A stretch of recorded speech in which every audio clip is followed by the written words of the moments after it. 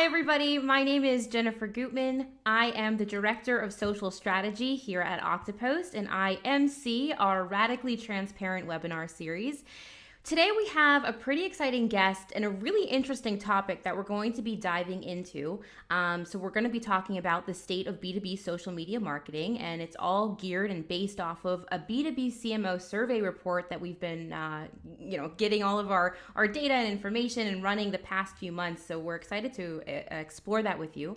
I do want to remind everybody that you're currently on mute. So if you have any questions or if you want to go ahead and interact with us anytime throughout the webinar, feel free to go ahead and drop those questions in the Q&A section of your Zoom or in the chat. We'll keep an eye on that and we'll certainly get to them at the end. So without further ado, I'd like to go ahead and get started. So what I want to share, right, in 2021, we really saw social media taking a big role in B2B marketing. And what many organizations were using solely as a brand awareness platform, right, social, suddenly turned into a channel that would heavily rely to connect with the right people at the right time. And so here to talk about it all, I want to go ahead and introduce you. I guess my arrow key needs some help there, so I'll hit the space bar. I want to introduce you to our VP Marketing, Natalie Binns, who's joining me on this webinar to speak all about the incredible survey that we've run, the findings that we've found, and some interesting insights into the future of where B2B social media marketing stands. So Natalie, if you want to say hello. Thanks, Jen. I'm Sure excited to thing. be here. I think this is a great topic. And obviously Jen is my glamorous assistant today. And she's kind of hosting this event. So bear with us as we do some winks as she skips the slides and things for me. It's not that I've got an eye problem. We'll kind of see how that goes, Jen. So if we just go to the first slide, this the state of B2B social media marketing. What this is all about is a survey and the results that we gathered as part of some in-depth research. It's not a big surprise that we've had a lot of change in the last couple of years. With marketing, that's nothing new. We're constantly changing, we're constantly evolving. But we've obviously seen some significant changes in B2B marketing. I hate to say it, I'm going to try and avoid the usual cliche COVID, new normal, all those kind of annoying phrases that we're so sick of hearing.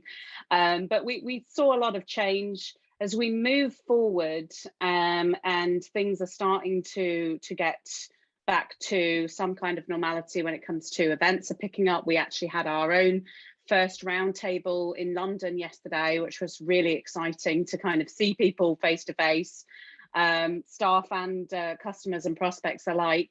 But as we do start to kind of get back to some kind of business as usual, if you like, we wanted to understand what the impact had been from the pandemic in terms of B2B marketing, and also really what that means for social media and CMOs from this year onwards, really.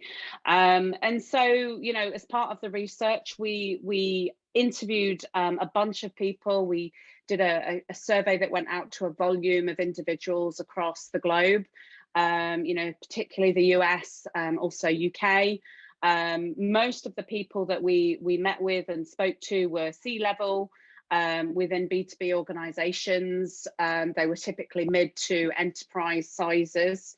And it was really important that we gathered as much information as possible. We've also done further research by speaking with our customers, on a more qualitative basis to understand, kind of what the real thoughts are and what's really going on in their minds. And I think it's really been an interesting journey that we've been on. And for those of you that have already seen the recent Gartner CMO survey, a lot of the information we gathered really, kind of was validated by that initial survey that Gartner had done. So there's a lot of kind of similar themes going across generic B2B marketing as there are to specifics to social media marketing. What I'm going to cover in this session is, a bunch of questions that we, really went in deep on, and hopefully give you some insights to your peers in terms of the areas that are key to them. What's growing for them in terms of channels, where they're investing their budgets. Let's talk about that scary subject of budgets, and in terms of, the worst case scenario of what we've seen happened in the past, and hopefully we're getting out of that. But also, what the value of social media is today and what it's driving, as well as giving you some insights on what the best performing initiatives are. So you did get a little bit ahead of me there, Jen, I saw, but I'll let you skip ahead now. She's excited. She can't wait to see what we're going to talk about. I am excited. Listen, I have to say, I did read the report, and everybody who, is attending the webinar, you will get an email with the report so you can dive into the results yourself.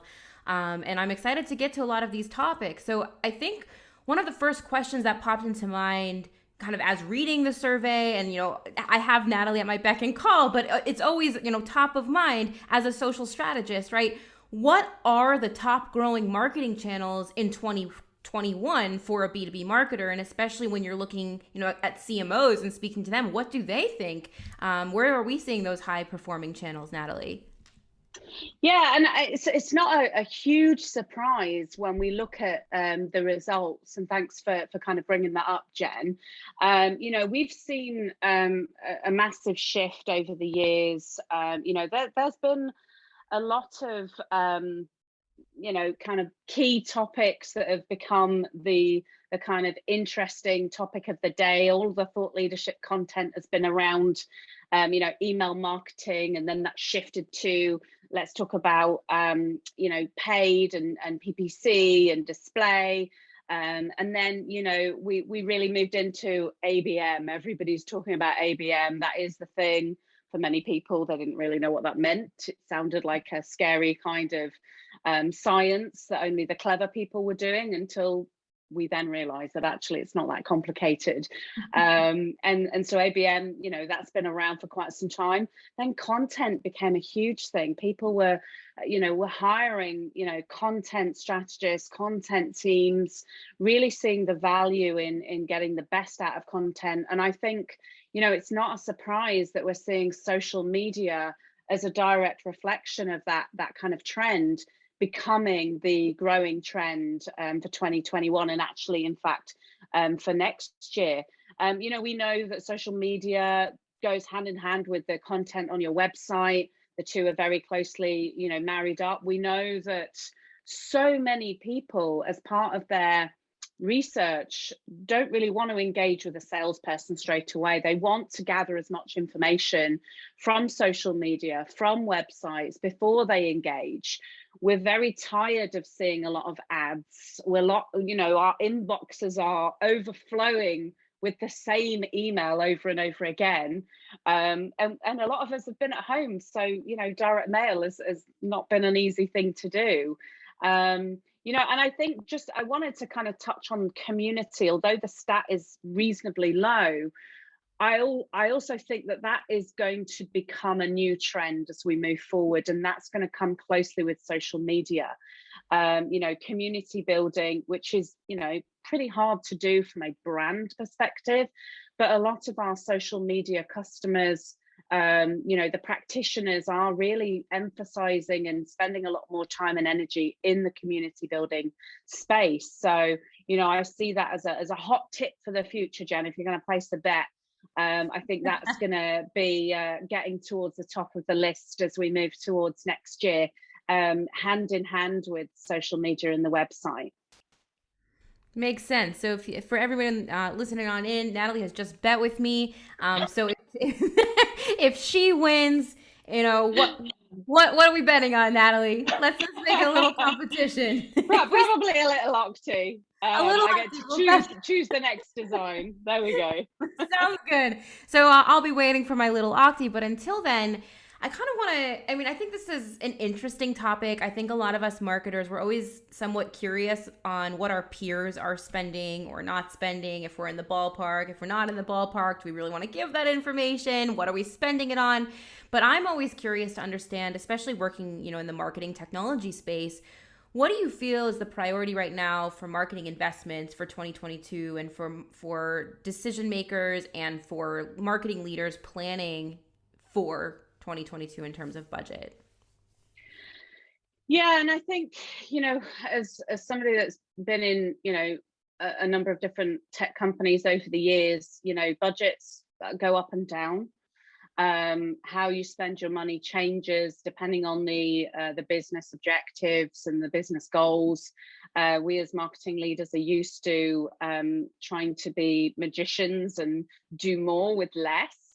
And we were talking about this yesterday in the roundtable that we had, and it's all about gambling, if you like, placing bets, but also being scientists and running experiments, because for most B2B marketers, it's always about what is going to give us the best results for our money. What am I going to get the best ROI on? And that's going to come down to what their goals and objectives are. But for many of certainly my peers and people that I engage with that are in B2B marketing, their goals are very often around the high growth, around high revenue, attaining new customers, creating a great customer experience, promoting the brand. And because of these kind of objectives and goals, this is something that really aligns with what channels are actually working for them, what tactics and initiatives are actually resonating. And so it was no surprise. And if you want to kind of lead on to the next slide for me, thank you. Yeah, sure. It wasn't a massive surprise to see that there was a huge amount of people shifting their budget towards social media. And so 60% of the people that we spoke to were cutting between 10 and 20% of their overall marketing budget for social media. And that's quite a growth. Social media, and particularly when we talk about organic social media, it's always been a bit of a nice to have. We've got to do it. We've got to promote the brand. We've got to send out the same blog, or tell people that we're hiring, whatever it is. But to see that massive shift in spend shows how serious the channel is, as a viable kind of tool to really drive business and really have a big impact. If you're cutting 20% of your overall marketing budget specifically on social media, it's got to be working. And this is something that we discussed yesterday, and also from previous conversations with customers as well. They're really seeing the value, and it really helps if you've got the ability to report and see some good business intelligence, so you can prove that value to the board, to other people within the business, to justify that spend. Makes sense. Makes sense. So we have some questions popping in, so I don't mind taking a look, or if Natalie, we want to get to them at the end, you can just kind of direct me. We can go ahead if you would like to. Yeah, sure. Sure. So I don't know why my Q&A box is not opening. I think I've got a question from a lady that's put a question in. I think it says, will you be sending the deck after, along with the insights? Which, Jen, I'll let you answer that question. Absolutely. We will be sending the report as well as the presentation out. So please don't worry, as well as the recording. So you'll have your bases covered. So thanks for the question. And I want to go ahead now and kind of shift over into some of the findings, get a little bit deeper, get a little bit more radically transparent with us, Natalie, if you will. I'm seeing here, right, 84% of CMOs plan on increasing their social media spend in 2022. I think that's pretty fascinating. I know what you just shared, right? It's something that we're seeing an overall trend where people are seriously investing in social media. Shall I go ahead and hop forward? And just on that point, that's quite a large amount of people that are increasing their social media spend. And, there's been a lot of speculation as to what's going to happen in 2022 in terms of business, travel, all those kind of things. But we've had long enough now, where we've kind of been in this weird situation to see whether social media has really helped grow businesses, if it's been a new thing for you to do. So the fact that that number is so high only kind of reinforces the fact that during the last 18 months, coming up to 2 years, which is kind of scary, people have been able to see the real value. And for those that haven't necessarily had the tools to measure and see the performance, they're speaking with people that have been able to do that. They're seeing more opportunity to use resources, get great content, and measure the results, and be able to really see the difference between using social media in a thoughtful, strategic way versus okay, so let's just shove any old content out there. Makes sense. Makes sense. So just kind of hopping forward, right? And I think this is my favorite question. It's my favorite topic today that we're going to dive into, because there are numerous ways that social media is helping businesses today.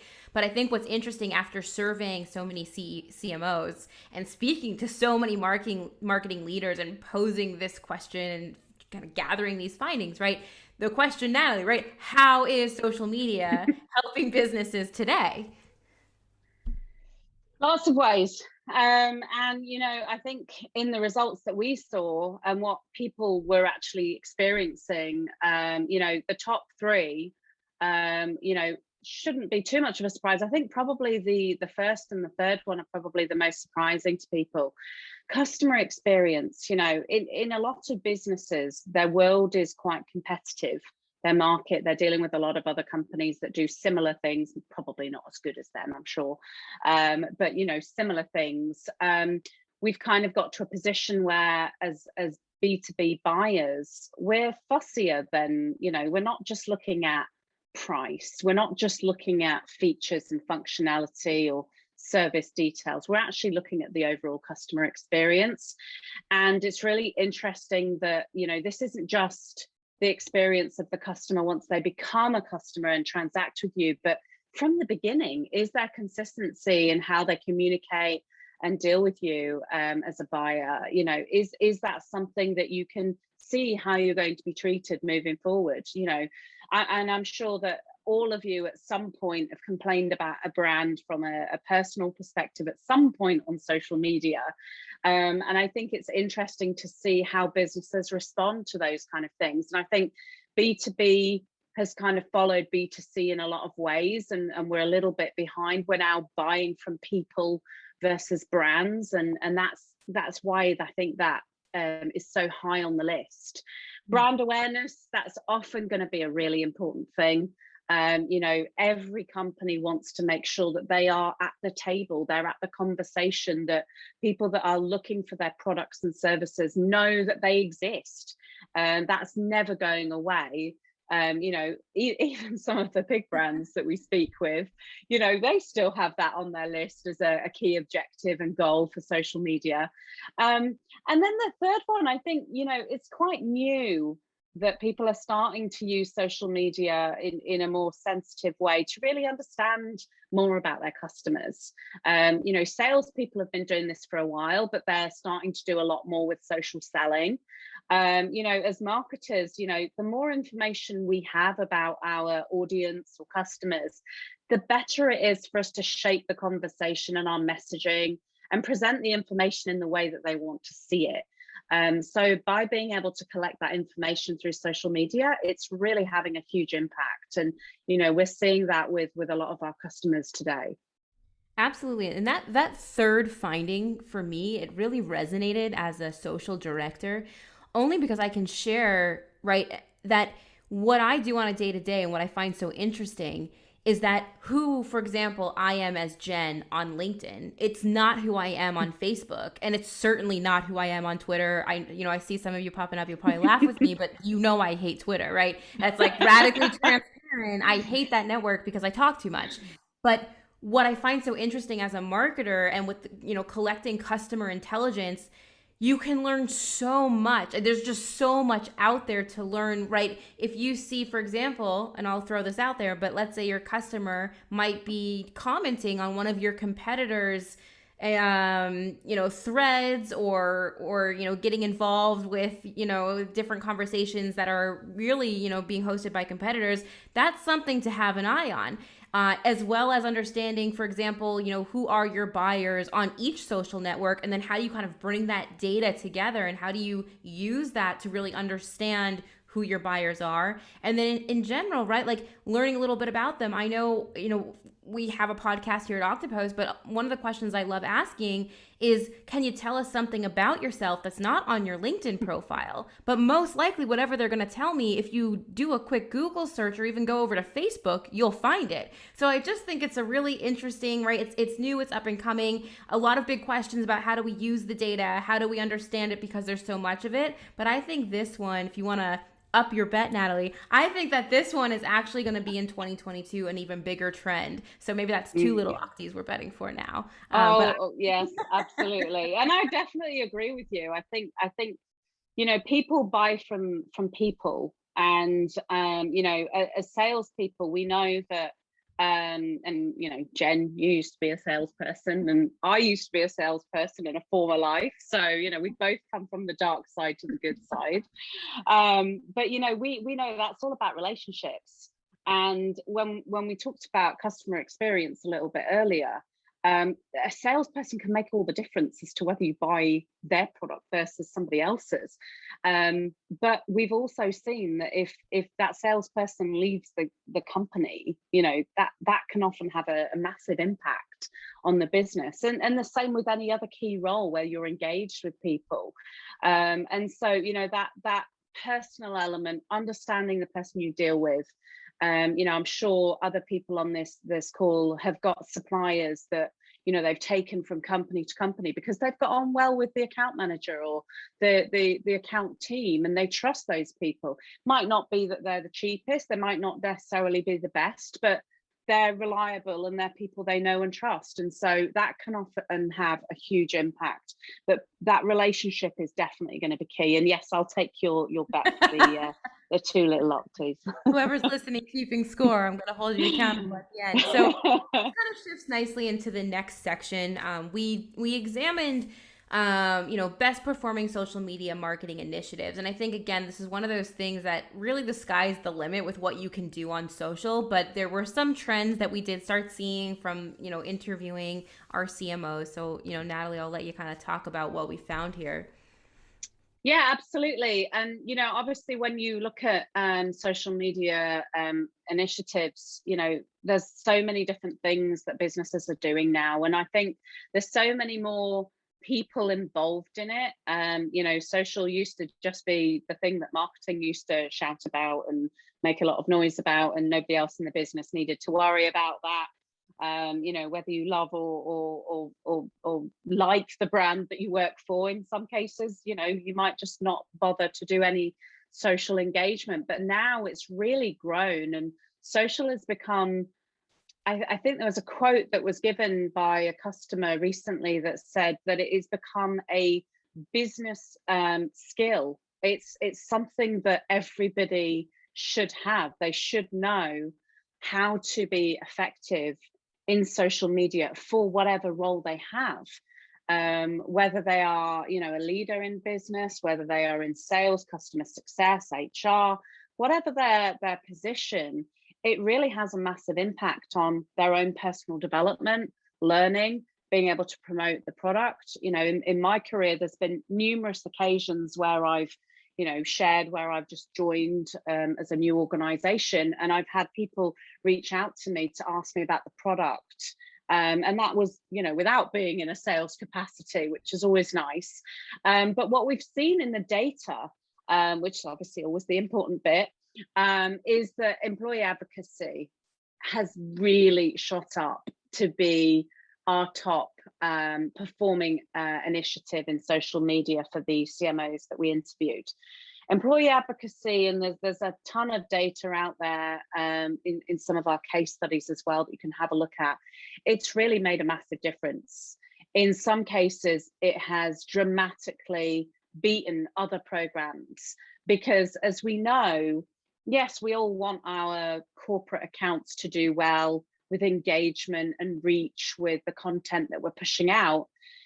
But we also know that when a employee of the organization, whether they're a leader, whether they're part of a team, share something, add their own opinion or commentary, that will go much more viral than anything we would do as a brand. That's really what's going to promote the company to other people, whether that's to buy, to join as an employee, whatever it is you're trying to share. The employee advocacy thing, it is golden. And there's still, you know, a lot of people out there that aren't necessarily even using any type of advocacy, or even thinking that that would be able to be a tool that could create ROI to the business. And kind of hand in hand with that is the social selling element. You know, we're seeing this salespeople, and you know, we love our sales guys at Octopost. They are a fantastic bunch of people. And they've had to be really creative. You know, phone numbers are hard to get hold of. No one answers the phone these days. Email just bores a lot of people, and they've got to be really creative, and they've got to build those relationships in a different and compelling way.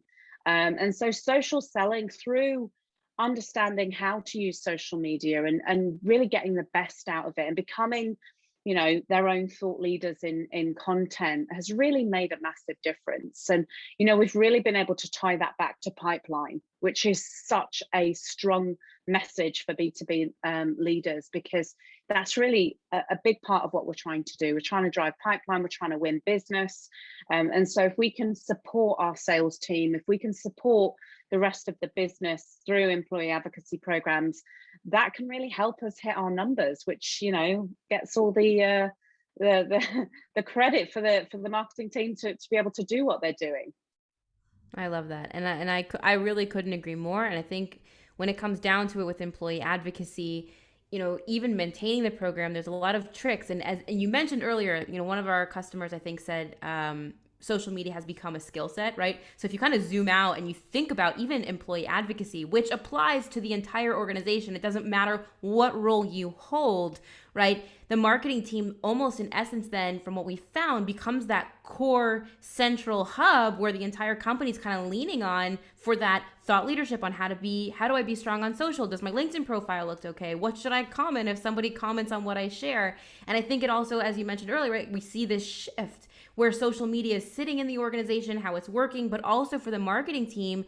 I think for so long we've kind of sat on this island where, you know, people are like, what is marketing doing? And we're on this island and nobody really understands. And then here comes social media, and suddenly everybody starts to understand, you know, in an easy way. And then you put employee advocacy in the hands of your team members who are not marketers, and they even start to see their own impact, right? Driving their own, you know, pipeline and books of business to close their own business. They're seeing how social's impacting. So I think this is also an interesting conversation to have. I know we have inside of the report, there's a lot more questions we dive into and share. So definitely worth focusing on the employee advocacy section. So I'm pulling up this slide now, Natalie, because I know we could talk forever about employee advocacy and how much we love it. But best performing social media content. Can you talk a little bit about what we asked or what exactly we were trying to get at here and what we learned from it? Yeah, so we were trying to understand from the people that we interviewed, you know, what they saw as creating the best performance in terms of reach, engagement, just overall best performing content. So, and, you know, not a huge surprise, curated content across corporate channels, it's always high, especially when there's validation of either an awarding body or an analyst or, you know, a really reputable media agency or publication, you know, where somebody is giving, you know, deep insights, but they're, you know, they're not a brand specifically, that often resonates really well. The company content as well, you know, that's going to perform well in terms of engagement. But when we really dug deep, and we really looked at what was performing throughout the entire funnel, not just at a high level engagement area, which is, it's nice to kind of see, but, we can track all the way through and see where social media has had a direct impact on a customer's journey and bringing them in and engaging with a brand. And, employee advocacy, really drove amazing results. And as I mentioned earlier, it's consistently outperforming paid. That doesn't mean to say drop all your paid promotion. Like, that's always going to be something you're going to want to kind of run. But employee advocacy content, especially when it's done right, and what I mean by that is when it's not just your team just sharing the same message over and over again, and you can see if you follow the same company employees, they're all posting the same message, but where your employees are being advocates, true advocates, they're being thought leaders, and they're putting their personalization on it, that is consistently giving much higher returns than paid. And that is such a compelling thing. I agree. And I think the key word there is consistency. And what I love about this specific finding, right, in a world where literally as marketers, it is so hard to pin down and attribute, right, why someone purchased something, where something started, what impacted someone, what triggered someone to do something. I feel like this consistent strategy, this consistent piece of content, it really just zooms in on something that you can do that literally is so easy to stay consistent and make sure that you're reaching the right people at the right time. And I love that because, right, in a world where there's real, right, multi-touch ways people can get in touch with you, I think employee advocacy, seeing it shine consistently across all different types of content is really fun and interesting to see as someone in my seat. But I think for the world for so long, everybody's been, again, like, saying employee advocacy was going to be the next big thing. And then here we are, 2021, soon to be 2022, and we actually have the data to back that up. And I think that's pretty exciting. Anything more to add to this slide, Natalie, before I hop out of it? Yeah, I mean, to be honest, and I was just taking a quick look at some of the questions that were coming through, and I think, what's really interesting, actually, apologies if I say your name wrong, I think it's Misha or Misha.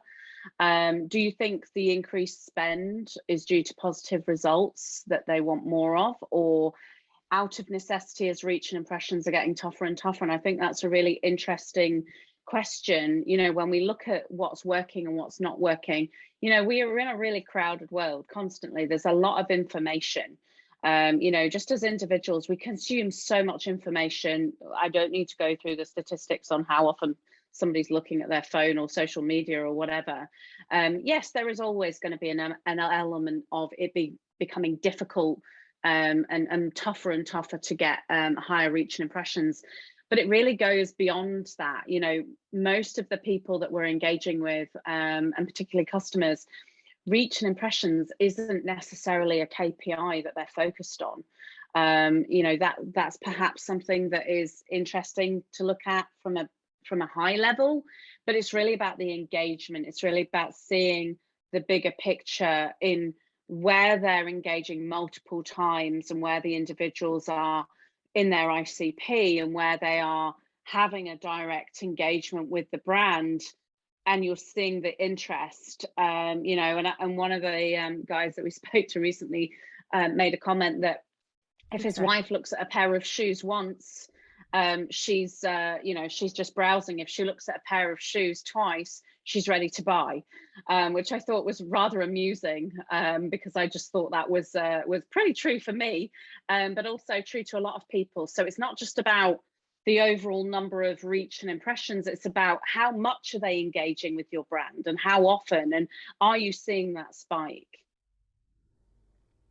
Awesome. So I was trying to open the toolbar window there, and Zoom got me on the slide. So if there's any more questions that you see in that Q&A, Natalie, that you want to dive in, feel free. If not, I'll skip to, because I know that's it brought me backwards. Sure. I mean, there's a few questions in there.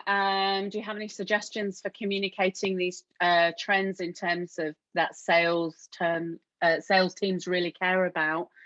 Yeah, I mean, what we're seeing with a lot of our customers is that the advocacy programs are all about helping salespeople understand how what's in it for them. You know, ultimately they're busy folks, they've got a lot to do, and they're really only going to be interested in anything that marketing do if it will help them make more money.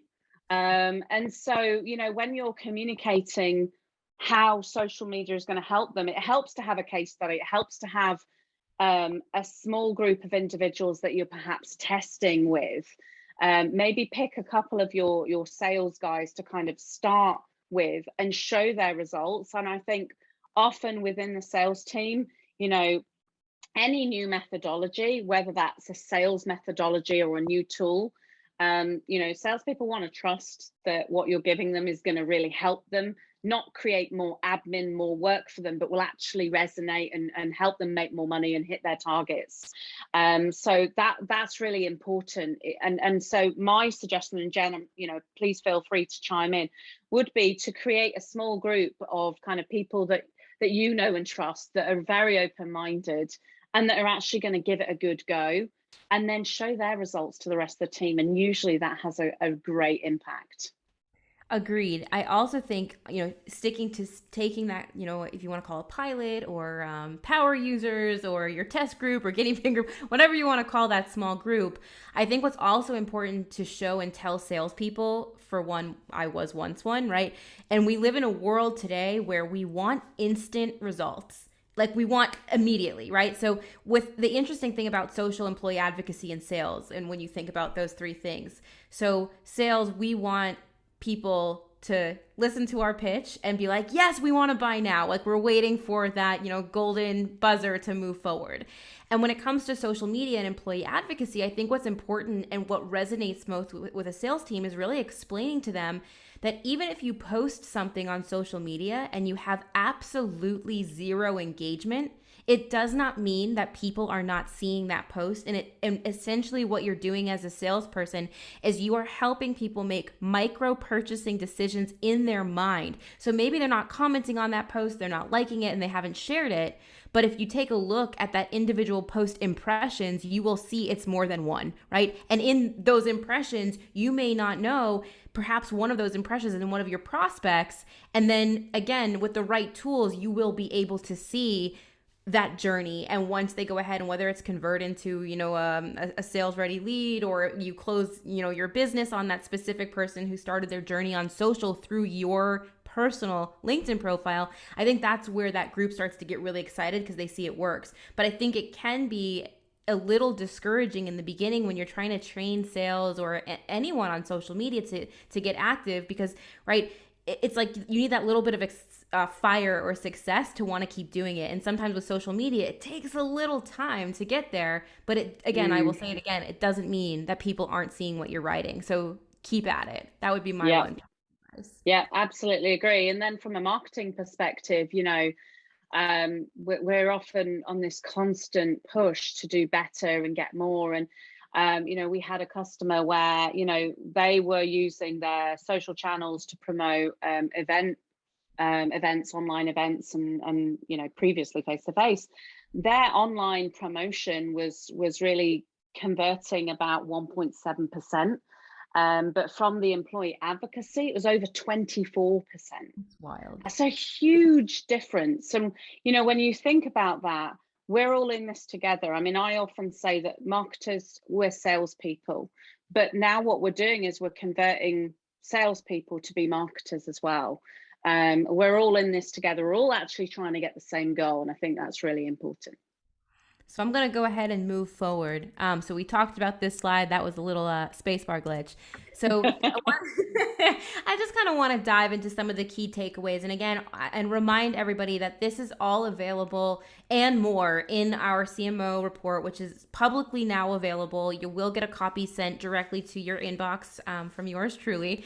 Natalie, you want to kind of just share, or I can share, whichever you would like, kind of the key findings that we found that we feel are important to mention as we close up. Sure. I mean, obviously the trends kind of speak for themselves. The data speaks for itself in terms of the growth.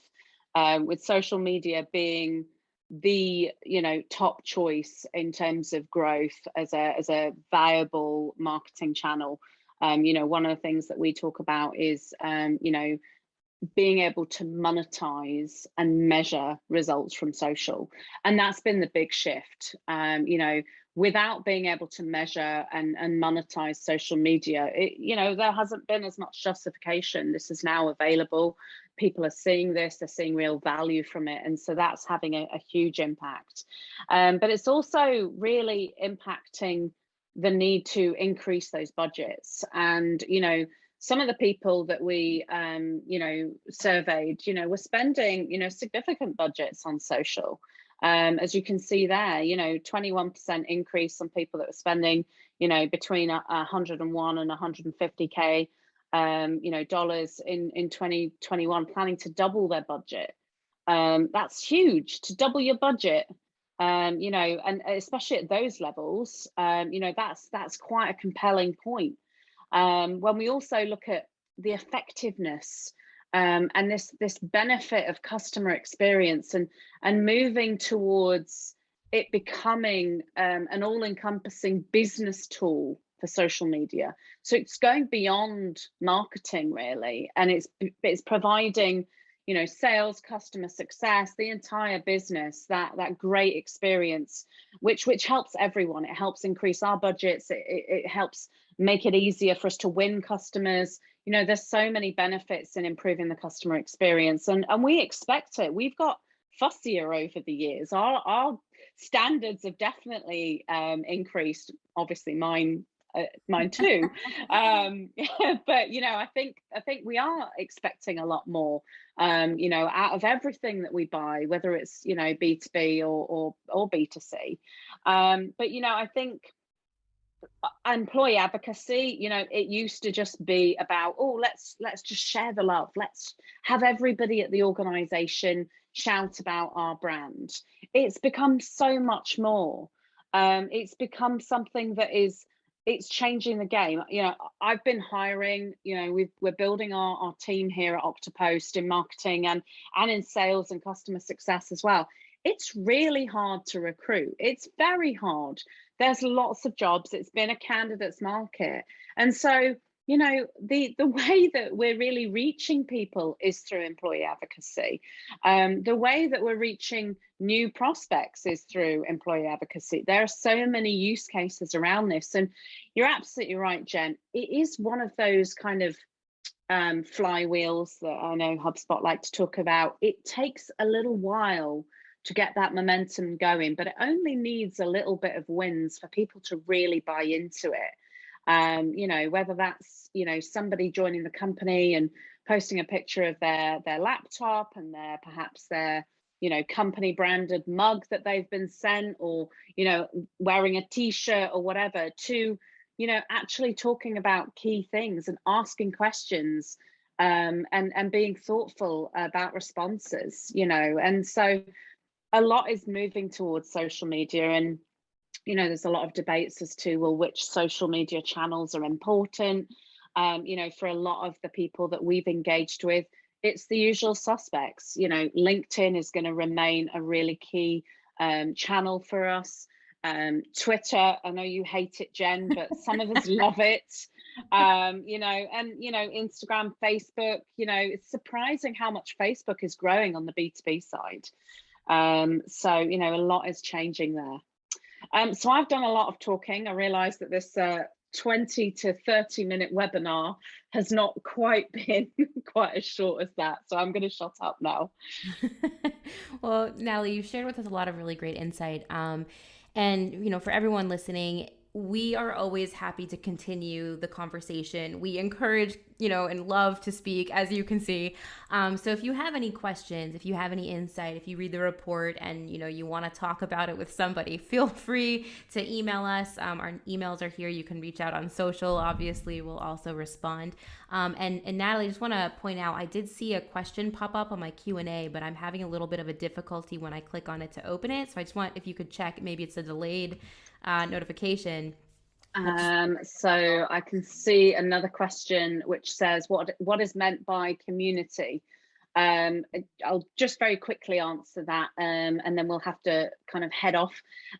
Community, it's about having a conversation. It's about having a trusted group of people that you can ask questions to. And I love Twitter.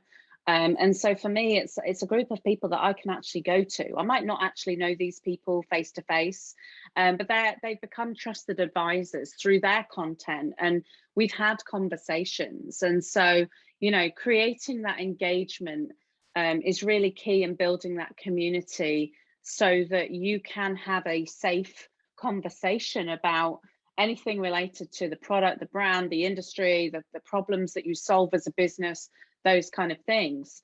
Is something that's evolving. And it's something that brands are learning how to do on the multiple channels. LinkedIn has had groups for many, many years. A lot of people are going on to Slack these days and creating communities through Slack channels. So, you're kind of starting on a social channel and then moving to perhaps a different platform, or you're staying in groups, you're going on to Facebook groups.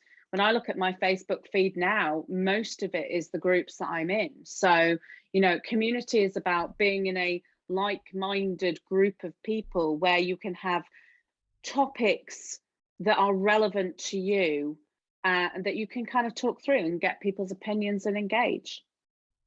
Fantastic. Thank you so much for answering that. So I'll wrap up.